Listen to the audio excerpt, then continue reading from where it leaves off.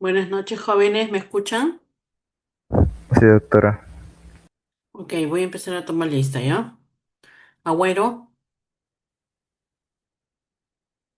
Álvarez, Presente, doctora. buenas noches, doctor. Antúnez, Presente, doctora. Buenas noches. buenas noches. Astuguamán,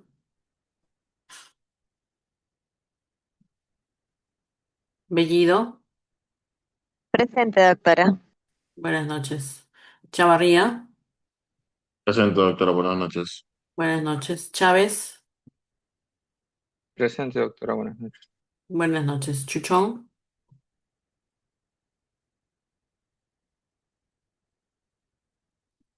De la Cruz,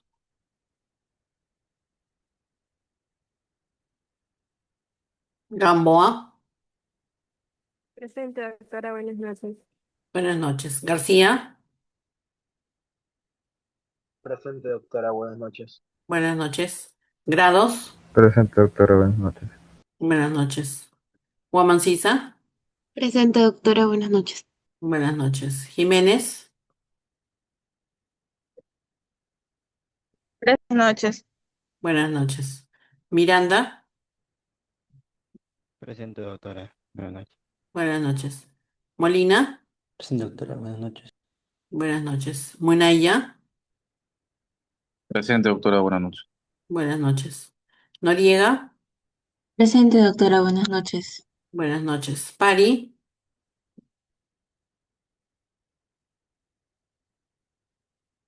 Salinas,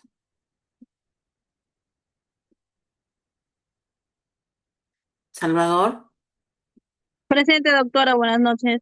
buenas noches. Salvatierra, Presente, doctora, buenas noches. buenas noches. Solís, Presente, doctora, buenas noches. buenas noches. Sotelo, Presente, doctora, buenas noches. buenas noches. Tarazona, Presente, doctora, buenas noches. buenas noches. Torres, Presente, doctora. buenas noches. Torres Sosa, Presente, doctora, buenas noches. buenas noches. Vela, Presente, doctora, buenas noches. buenas noches. Velázquez, Presente, doctora, buenas noches. buenas noches. Villanueva, Presente, doctora, buenas noches. buenas noches. Vitorino, Presente, doctora, buenas noches. buenas noches. Zambrano, Presente, Zambrano, doctora, buenas noches. buenas noches. Presente. Sí, ya te puse presente. Agüero, Astuguamán, Chuchón, De la Cruz, Presente, doctora, de la Cruz.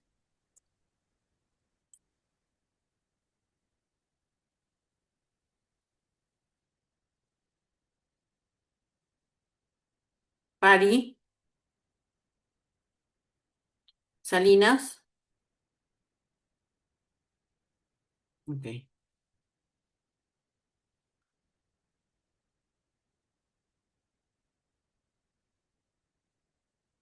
sí, sí, ya estoy.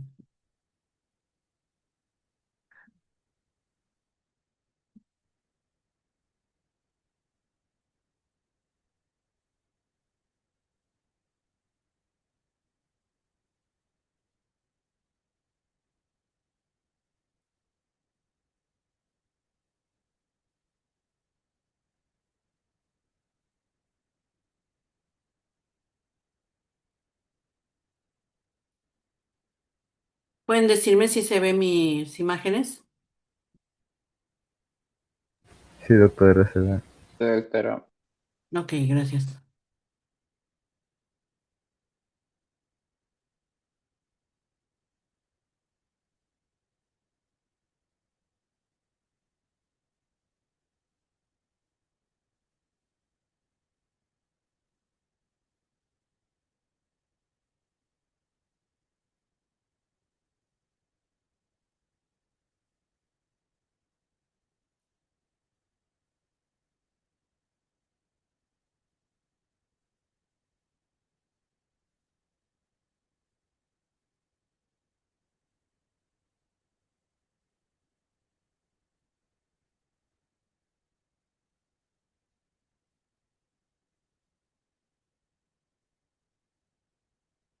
Muy bien, vamos a empezar entonces con con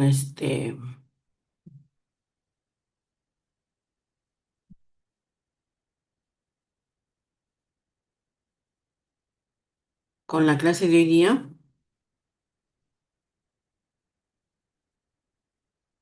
No sé dónde está el puntero. Creo que tengo que ponerlo así.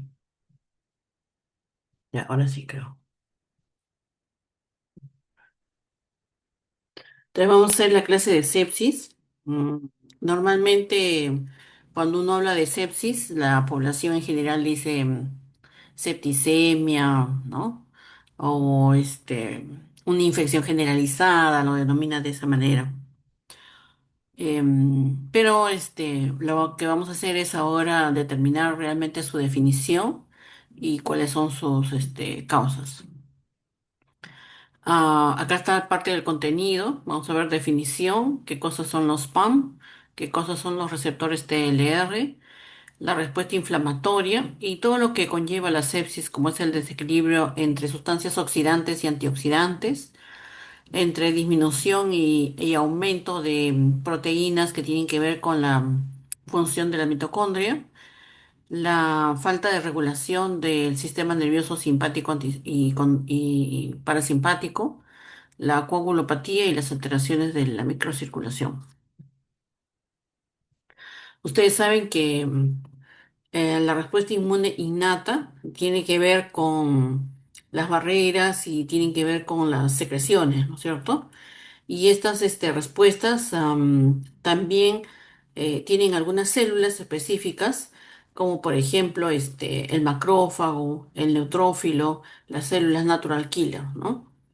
Y dentro de esta respuesta innata también se halla el proceso de la activación del sistema de complemento, aunque el sistema de complemento también actúa en la respuesta adquirida, ¿no?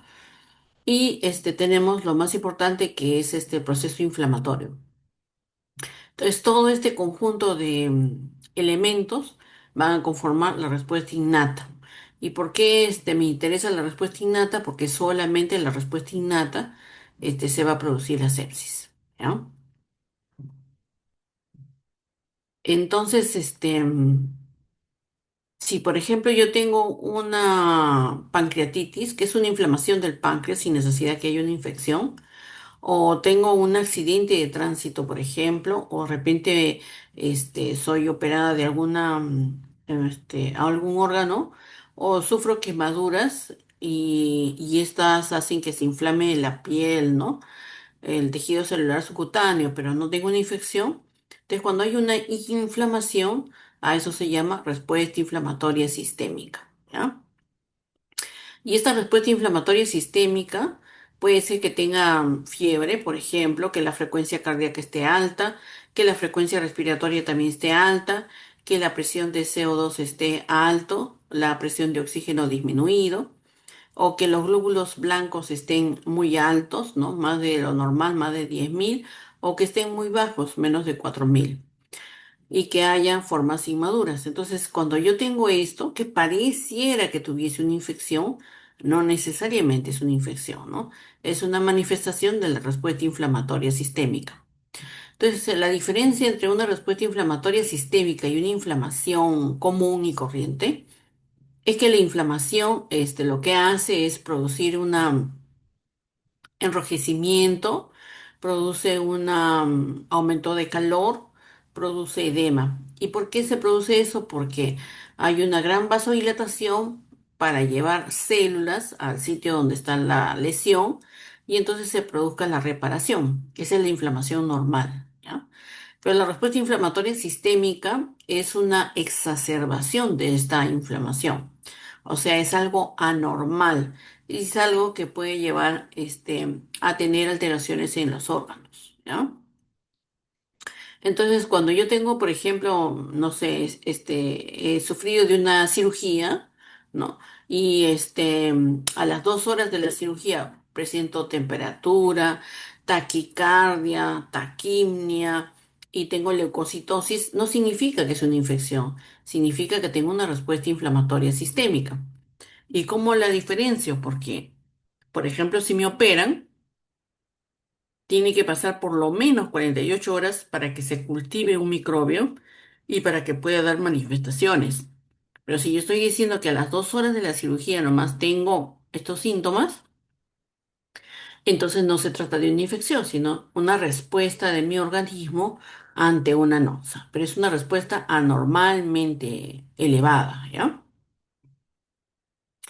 Ahora, si esta respuesta inflamatoria sistémica se junta con una infección, yo sí encuentro que hay un cuadro infeccioso, entonces sí se llama sepsis, ¿ya? Entonces, la respuesta inflamatoria sistémica, es decir, fiebre, taquicardia, taquimia, leucocitosis, etcétera, se asocia a un foco infeccioso, sí se llama sepsis, ¿ya? Y si esta sepsis lo que hace es que falle un órgano, por ejemplo, falla el aparato respiratorio y tienen que ponerle una máquina, o falla el aparato renal y entonces tienen que ponerlo a diálisis, o de repente falla de repente el sistema nervioso central y el paciente tiene trastorno de sensorio, entonces estamos hablando de una sepsis severa, ¿no? La Sociedad Americana de Medicina Intensiva lo ha definido a la sepsis como una disfunción orgánica, es decir, una alteración de los órganos que pone en peligro su vida causada por una respuesta anormalmente inflamatoria frente a una infección, ¿ya? Y entonces yo, ¿cómo voy a saber si hay una disfunción orgánica? Porque de repente el aparato respiratorio está fallando y la presión de oxígeno está disminuyendo o el CO2 está aumentando. O de repente puede ser que el sistema de coagulación y entonces las plaquetas disminuyen. O puede ser que sea el hígado y por lo tanto las bilirrubinas aumentan. O puede ser que de repente el aparato cardiovascular esté fallando y entonces me está dando una hipotensión. O puede ser que ese sea el sistema nervioso central y entonces tengo una escala de Glasgow y de conciencia baja. O puede ser que de repente también mi aparato renal esté disminuyendo la función y por lo tanto la creatinina aumenta, ¿ya? Entonces por eso se llama disfunción orgánica, porque algún órgano puede fallar. La literatura, ha hecho una especie de homonimia con lo que se llama SOFA, ¿no? SOFA en inglés también quiere decir lo mismo, una disfunción orgánica, ¿no? Secuencial. Entonces, ¿qué va a pasar? Va a pasar de que yo tengo la sospecha de una infección. Y entonces, si tengo una sospecha de infección y se altera la, la presión o la saturación de oxígeno, o de repente hay fiebre, hay taquicardia, entonces yo puedo decir hay sepsis. ¿Por qué? Porque hay respuesta inflamatoria sistémica más un foco infeccioso, ¿ya? Entonces, esta sepsis puede hacer de que falle en algún órgano, por ejemplo, el sistema nervioso central, y entonces la escala de Glasgow va a disminuir, o puede ser que sea el aparato cardiovascular y va a disminuir la presión arterial, o puede ser que de repente sea el pulmón y entonces la frecuencia cardíaca, perdón, respiratoria, va a aumentar, ¿ya? En resumen, entonces, ¿qué cosa vendría a ser sepsis? Respuesta inflamatoria sistémica y la sospecha de una infección. ¿Qué cosa es sepsis severa? Es sepsis, o sea, respuesta inflamatoria sistémica más una infección, más un órgano que esté disminuido, ¿no? Que esté alterado. ¿Y qué cosa es shock séptico? Es una sepsis, pero además se incluye una hipotensión, como hemos dicho en la primera clase, ¿no? De shock. Entonces, para que ocurra esta sepsis, hay varios componentes, ¿no? Como el desequilibrio entre las sustancias oxidantes y antioxidantes, entre proteínas que van a alterar la mitocondria, desregulación del sistema nervioso autónomo, puede haber aumento de la coagulación, puede activarse el sistema de complemento, puede haber una alteración de la microcirculación y también una respuesta inflamatoria. Entonces vamos a empezar con la respuesta inflamatoria. Como dijimos, sepsis tiene que partir con un foco infeccioso y una respuesta inflamatoria sistémica, ¿no? Entonces, generalmente, epidemiológicamente, las fuentes de infección más frecuentes son el pulmón, el abdomen, ¿no? Y los órganos que van a producir este tipo de infección generalmente son gram negativos, ¿no? Entonces estos microorganismos van a tener ciertas sustancias que van a desencadenar esta respuesta inflamatoria. Estas sustancias que van a desencadenar se les llama PAM. PAM porque significa patrones moleculares asociados al patógeno. Por eso se llama PAM, ¿ya?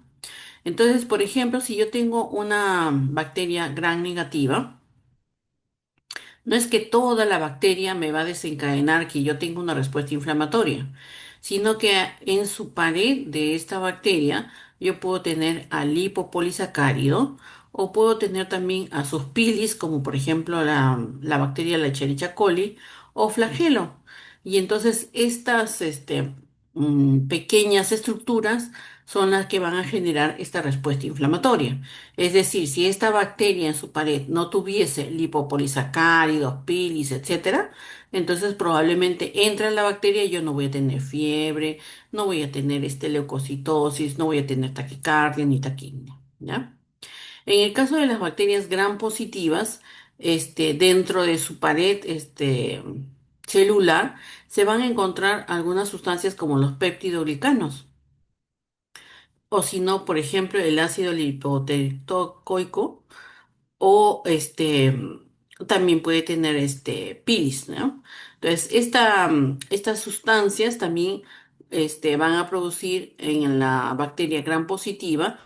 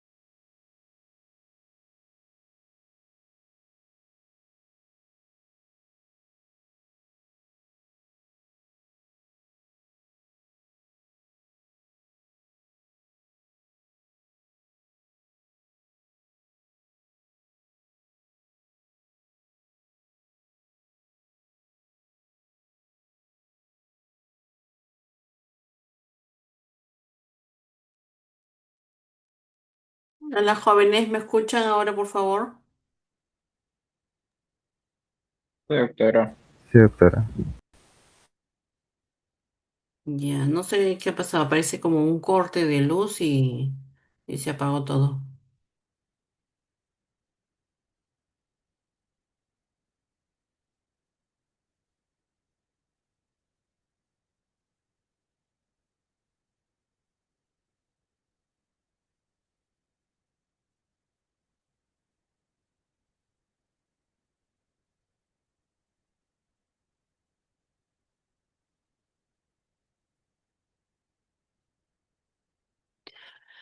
Entonces, inclusive en las bacterias gram negativas, este lipopolisacárido no es todo el lipopolisacárido el que va a desencadenar esta respuesta inflamatoria, sino dentro de todo este lipopolisacárido solamente hay una parte, un segmento que se denomina lípido A, que es el que va a desencadenar esta respuesta inmune, ¿no?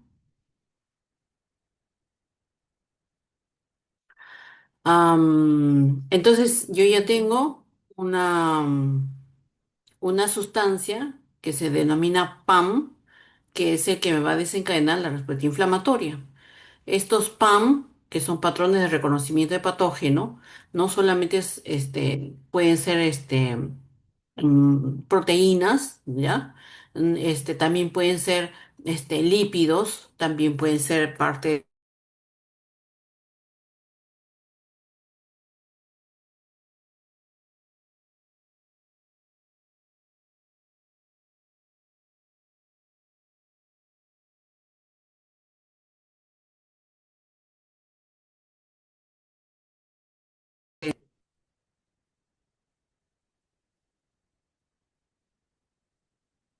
¿Me escuchan? Se le escucha Doctora, se, entrecortado, doctor. se Sí, entrecortó un doctora. poco. Ahorita en este momento está entrecortado. Ahora no, doctora. Ok, ya, no sé qué está pasando.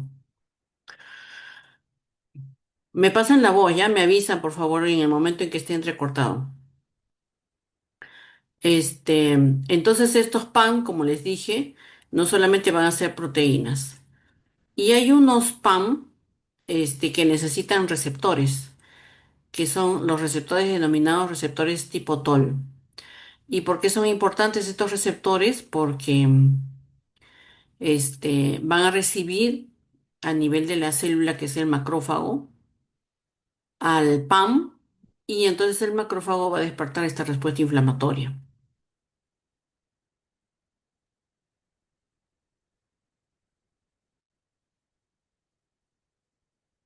No solamente puede ser una proteína, un glúcido o el despertar del macrófago el que va a producir esta respuesta inflamatoria, sino también puede ser una célula, ¿ya?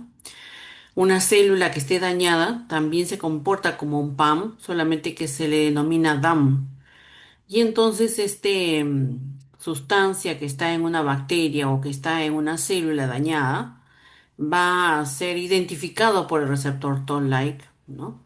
Y esta identificación y unión va a generar entonces la respuesta inflamatoria sistémica. Acá tenemos un ejemplo un poquito más claro.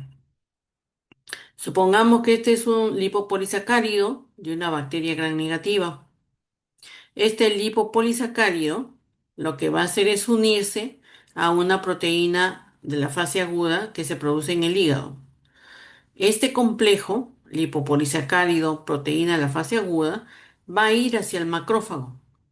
Y en el macrófago, en la pared del macrófago, se va a encontrar un cofactor que se llama CD14. Entonces, los tres se tienen que unir. Se tiene que unir el lipopolisacárido, la proteína de fase aguda y también el CD14. Entonces, cuando se unen, recién, no se olviden que el lipopolisacárido es el pan, ¿no? Entonces, cuando se une todo este complejo, recién puede recibirlo el receptor tipo Toll-like, ¿ya? ¿Por qué se denomina receptor Toll-like? Porque se descubrió en una mosca, ¿ya? Este tipo de receptor también. Entonces, cuando se vio que también se encontraba en el macrófago, algo parecido a ese receptor en la mosca, entonces por eso se le llamó Toll-like, ¿no? Es un receptor Toll que se parece al receptor de la mosca, ¿no? Y este receptor Toll se denomina receptor de reconocimiento de patrones, ¿no?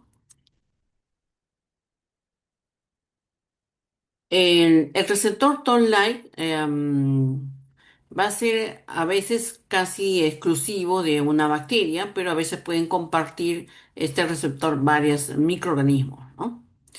Tenemos receptores Toll-like como el lipopolisacárido de la bacteria gram negativa, como la flagelina también de la bacteria gram negativa, o como componentes de la pared de la bacteria gram positiva, o también como componentes de repente de la Mycobacterium tuberculoso o de los hongos, ¿no? Estos receptores Toll-like se llaman receptores Toll-like transmembrana porque están atravesando la membrana del macrófago, ¿ya? Entonces los que vamos a estudiar generalmente son estos de acá. Pero también hay receptores Toll-like que son intracelulares y que tienen que ver con el núcleo de la célula. Y estos receptores generalmente son destinados a microorganismos virales o microorganismos que están dentro de la célula, ¿no? Intracelulares. Entonces ya hemos dicho de que tenemos un complejo lipopolisacárido, proteína de la fase aguda del hígado y el CD14, que es el cofactor de la membrana del macrófago. Estos se van a unir al receptor Toll-like, ya hemos dicho, al receptor Toll-like. Luego, esta unión va a desencadenar la activación de unas proteínas que se llaman adaptadoras. Las principales son la MID88 dependiente y la TRI, ¿ya? Entonces tienen que activarse estos adaptadores para que se puedan sintetizar otras proteínas que se denominan quinasas. Dentro de ellas está esta quinasa, que es la más importante, y también la RIP1. Estas quinasas van a favorecer a factores de transcripción, como por ejemplo el factor de nuclear kappa beta, ¿ya? Como el factor nuclear kappa beta y también como el RIF. Entonces, estos factores de transcripción lo que van a hacer a nivel del núcleo es producir, sintetizar. ¿Qué van a sintetizar? Citoquinas proinflamatorias, interferón también, quimiosinas, que son las responsables de los síntomas del paciente. ¿Cuáles eran los síntomas que habíamos dicho? Por ejemplo, fiebre, leucocitosis, taquimia, taquicardia, ¿no? Entonces, estas citocinas finalmente son las responsables de producir estos síntomas, ¿ya? Acá hay otro esquema, un poquito más reducido, que explica lo mismo, ¿ya? Aquí está el lipopolisacárido, la proteína de fase aguda que es producida por el hígado y el cofactor del CD14 que se encuentra en la pared del macrófago, ¿ya? Entonces, este complejo, recuerden que el lipopolisacárido es el PAM, este complejo se va a unir al receptor Toll-like. Si se trata del lipopolisacárido de una bacteria gram negativa, se va a unir a un receptor Toll-like de tipo 4, ¿ya? Y entonces va a ir a producir una activación de unas proteínas adaptadoras, en este caso el MID88 dependiente, que es una proteína adaptadora mieloide, ¿ya? Y de ahí va a producir la activación de otras enzimas y proteínas y quinasas, etcétera, para que finalmente pueda activar al factor de nuclear kappa beta.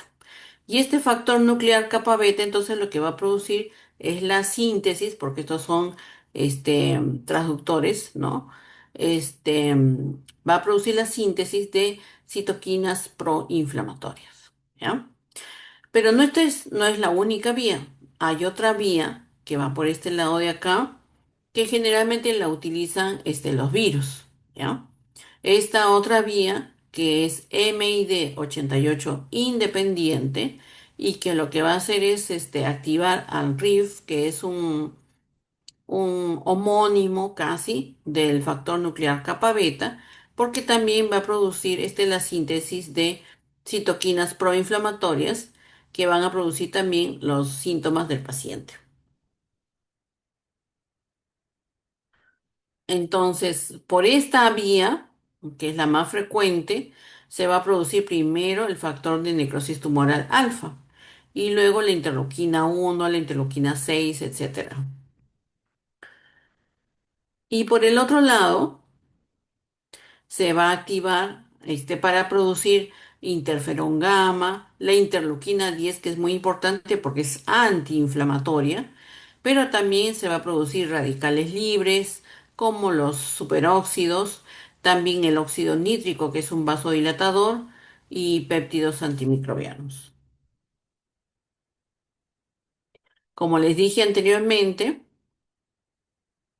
por la vía MID 88 independiente, donde va a activar al TRIF, generalmente es para este virus, ¿ya? Y el receptor Toll-like de virus es el receptor Toll-like de tipo 3. Entonces, el receptor Toll-like de tipo 2 es para gérmenes, bacterias gram positivas. El receptor Toll-like tipo 4 es para las bacterias gram negativas. Y el receptor Toll-like 3 es generalmente para virus. ¿Qué pasaría si la bacteria fuese gram positiva? Si fuese gram positiva, entonces un hongo o micobacterium tuberculoso, su PAM van a ser los péptidoglicanos. Estos péptidoglicanos también se van a unir a la proteína de fase aguda del hígado y también se va a unir al CD14, al cofactor del macrófago. Y entonces, como es una bacteria gram positiva, su receptor Toll-like va a ser de tipo 2. Y la proteína que va a producir adaptadora es también la vía MID88 dependiente. Y luego se va a producir la transcripción también de un traductor de síntesis de proteínas, que es el factor nuclear kappa beta, y se va a producir también citoquinas proinflamatorias. La primera que se va a producir es el factor de necrosis tumoral alfa. Entonces, ahora que hablamos de citoquinas, o sea, el macrófago está produciendo estas citoquinas proinflamatorias, es necesario que sepamos a qué se refieren, ¿no? El factor de necrosis tumoral alfa es una citoquina proinflamatoria, es la master, buster, bluster, es la más ya no ya, porque tiene que producirse primero esta citoquina para que recién se produzca la interleuquina 1 y la interleuquina 6. Pero además, tiene que ver con factores de adhesión, como por ejemplo los ICAM1 o los BCAM1, que hace que se adhieran los leucocitos y los glóbulos rojos al endotelio para que después puedan ir al sitio de la lesión, ¿no? Además, lo que va a hacer es activar los reactantes de la fase aguda, el sistema de coagulación, ¿no? La interleuquina 1 se denomina generalmente como una interleuquina pirógena, ¿no? Es un pirógeno endógeno y va a ser responsable principalmente de la temperatura de los pacientes, de la fiebre, pero también activa el sistema de coagulación, ¿no? Para producir unas sustancias procoagulantes. La interleuquina 6 tiene que ver con la fase aguda de la inflamación, ¿no? Tiene que ver con la fiebre también, tiene que ver con la leucocitosis, tiene que ver con la activación de la inmunidad adquirida también. El interferón gamma es una citoquina también proinflamatoria, pero principalmente es antiviral, ¿ya? Entonces, si yo no tengo interferón gamma, yo voy a tener, por ejemplo, este COVID-19, ¿no?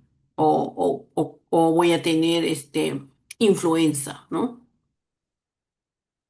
Y finalmente, vamos a tener la citoquina que también les había dicho que es importante, que es la interleuquina 10, ¿ya? La interleuquina 10 es una interleuquina antiinflamatoria.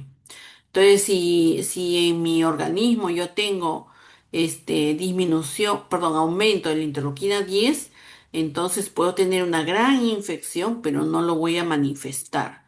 O sea, no voy a tener fiebre, no voy a tener leucocitosis, no voy a tener taquicardia, no voy a tener taquimia, ¿ya? ¿Por qué? Porque mi sistema inmunológico no me lo permite. Entonces estoy inmunodeprimida. Para que vean ustedes cómo en un proceso inflamatorio, como acá, por ejemplo, se va a producir la activación de las citoquinas proinflamatorias. Pero si hay predominio de la interleuquina 10, lo que va a producir es un fenómeno antiinflamatorio de inmunosupresión y por lo tanto va a haber mayor cantidad de ¿cómo se llama?, de infecciones recurrentes que no se va a poder recuperar. Y también tenemos al glicocálix endotelial. Ustedes saben que el endotelio, que es una capa de células fenestradas, debajo de ellas se encuentran unas sustancias que se llaman glucosaminoglicanos o los proteoglicanos, ¿no? O las glicoproteínas.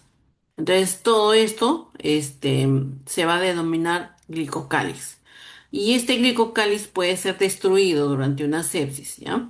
¿Para qué son responsables este glicocáliz? Porque produce moléculas de adhesión, son receptores de señalización intercelular, ¿no? Tiene que ver con la fibrinolisis, o sea, para que no se produzca la coagulación, ¿no?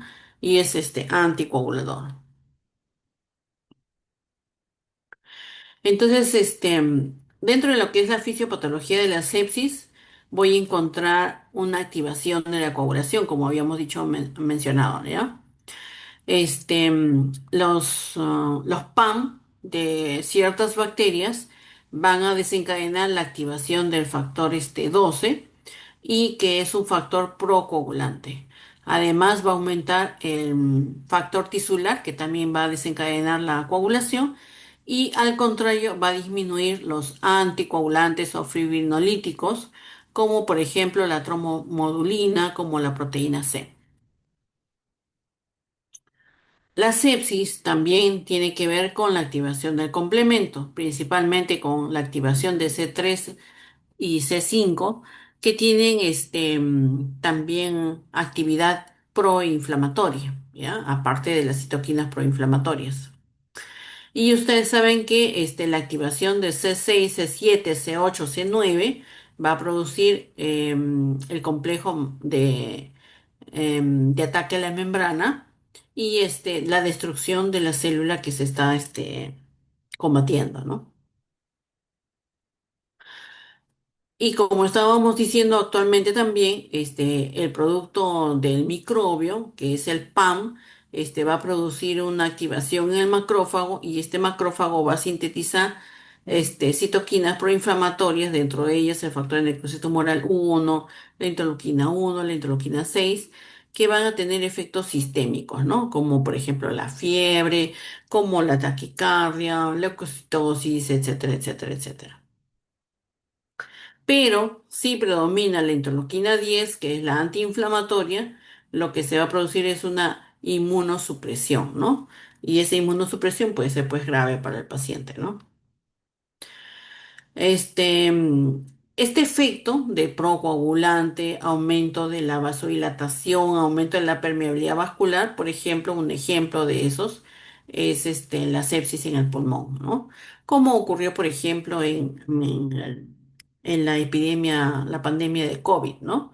En la pandemia del COVID, el principal órgano afectado, fue justamente el pulmón, ¿no? Y fue por gérmenes intracelulares virales que van a producir va a desencadenar todo este proceso inflamatorio.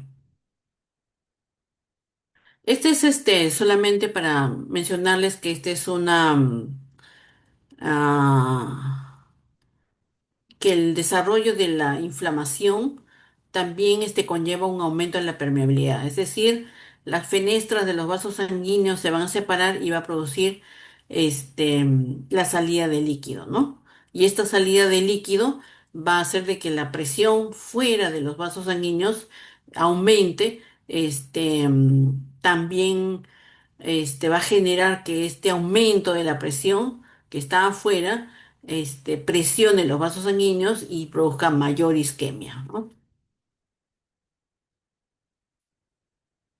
Entonces yo también les había dicho de que ya habíamos terminado la respuesta inflamatoria, que había un desequilibrio entre sustancias oxidantes y antioxidantes, ¿no?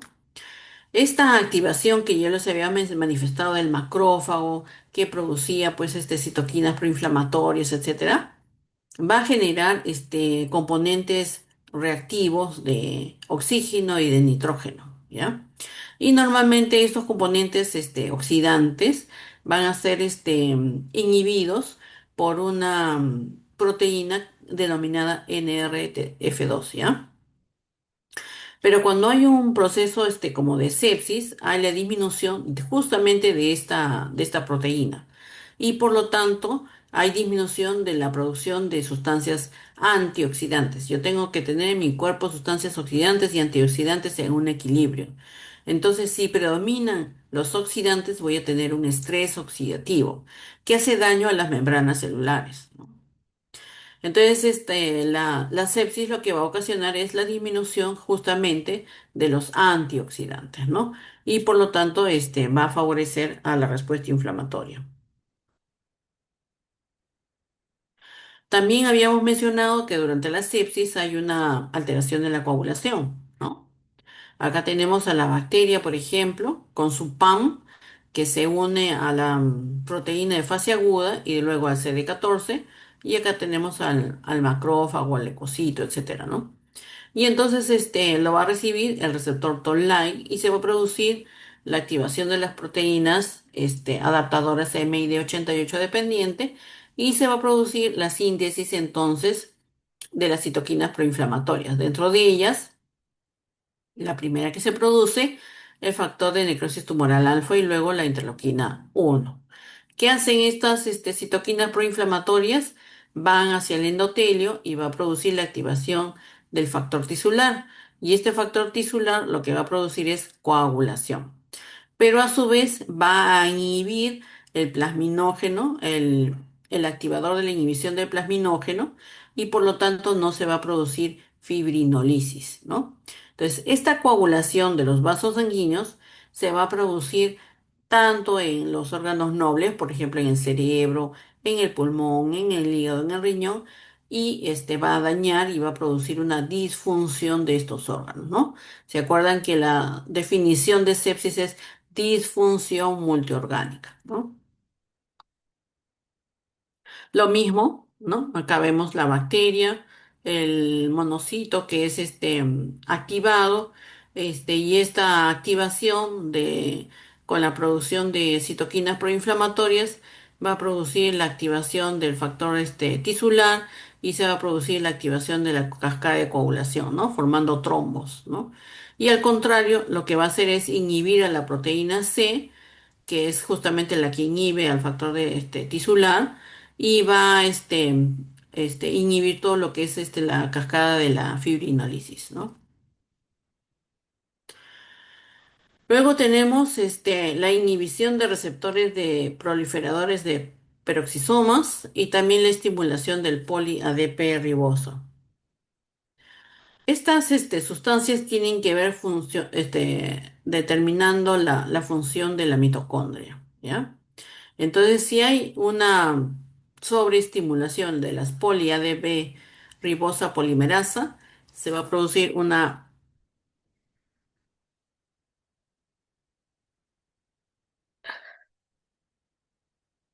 disfunción mitocondrial.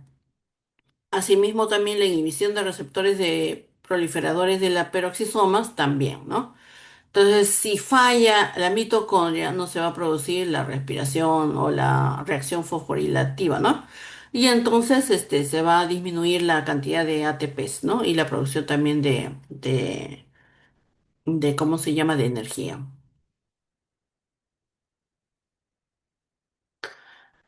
Finalmente, hay una falta de regulación del sistema nervioso, tanto del sistema simpático como del parasimpático.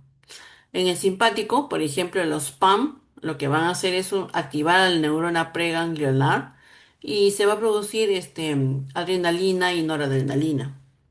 Y estas sustancias, dependiendo de a qué receptor van a ir, se puede producir, por ejemplo, hacia los receptores beta 2 adrenérgicos, una inhibición de la producción y liberación de citoquinas. Y si van hacia los receptores alfa 2 adrenérgicos, más bien un aumento de la liberación de las citoquinas proinflamatorias.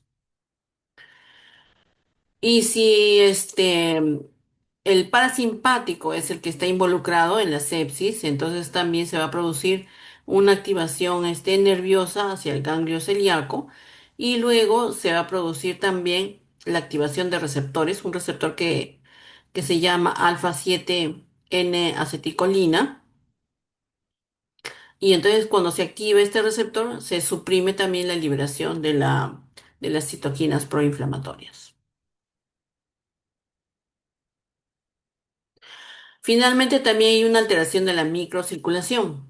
Acá hay la formación de trombos que habíamos mencionado por qué, ¿no? Pero también hay una alteración de la función del endotelio. La sepsis también puede alterar la función normal del endotelio que habíamos dicho, que tenía una función vasodilatadora y anticoagulante, ¿no? Entonces, cuando hay una disfunción, se va a producir lo contrario, una vasoconstricción, ¿no? Y también una actividad procoagulante. Además, los glóbulos rojos van a perder su forma bicóncava que tiene, que le permite ir por capilares muy pequeños y deformarse para poder cruzar esos capilares pequeños. Entonces pierde esta capacidad de deformarse y entonces también se puede producir microtrombos. Además, hay alteración del endotelio y por lo tanto puede acumularse y adherirse los glóbulos rojos y las células blancas, también obstruyendo el vaso sanguíneo. Entonces, todo esto, ¿por qué es importante? Porque se va a producir una isquemia en los órganos y una falla finalmente en los órganos. Y como le dije también anteriormente, debajo de las células del endotelio se encuentra el glicocálix, que también va a deteriorarse y van a permitir también la adhesión de células inflamatorias, ¿no?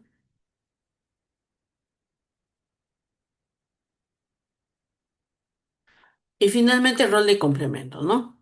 El complemento, saben ustedes que puede activarse por la vía alterna, es decir, de frente por el microbio o por la vía de las lectinas también, ¿no?